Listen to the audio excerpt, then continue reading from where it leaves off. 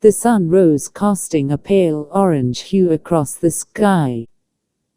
The world had changed since the bombs had dropped, the sea filled with radioactive waste and the air thick with the smell of death. The world was no longer the same as it used to be. John was a fisher, one of the few survivors who had managed to survive the fallout.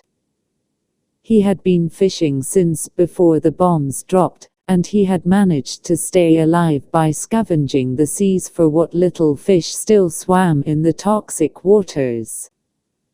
John had become accustomed to the post-apocalyptic world, but the memories of what it had once been still haunted him. He could still remember the days when he had gone out with his family on the boat, the days when the air was free of the stench of death and the waters were teeming with life. But those days were long gone. John had adapted to the new world, and he had found that fishing was his only way to survive in the post-apocalyptic world. He no longer had to worry about getting sick from the radiation, as he was immune to it, but he still had to worry about the creatures that lurked in the depths.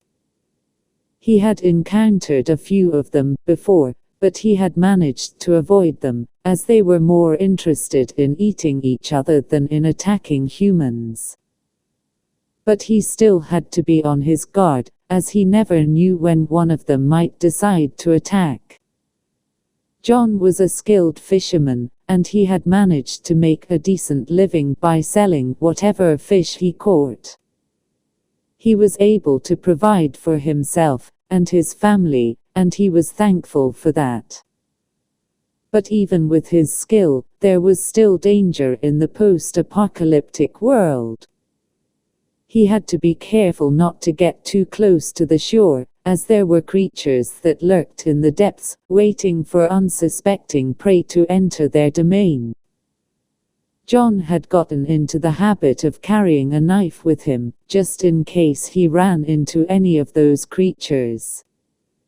He had also taken to wearing a protective suit when he went out fishing, as the radiation levels were still quite high in some areas. Despite the dangers, fishing was still John's only way to survive, so he had no choice but to continue doing it. He had to remain vigilant, and he had to be prepared for anything that could happen. John had been fishing for hours, and he was just about to call it a day, when he heard a noise in the distance. He froze, listening intently to see if he could make out what it was. As he listened, he heard a deep, rumbling roar. He knew immediately what it was. It was a creature, one of the monsters that lurked in the depths. He had heard stories of them, but he had never seen one before. He was terrified, but he knew he had to stay and fight if he wanted to survive. John grabbed his knife and prepared himself for battle. He had no idea what he was up against, but he knew he had to be brave. He took a deep breath and stepped forward, ready to face whatever was waiting for him. John was relieved to find that the creature was not as large as he had feared. It was a mutated sea creature, but it was still much smaller than he had expected.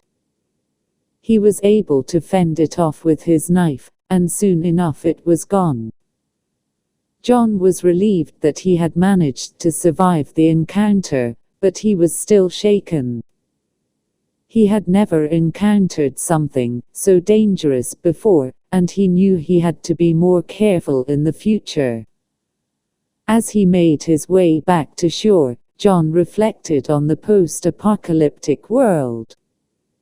He had managed to survive, but he knew that many others had not been so lucky.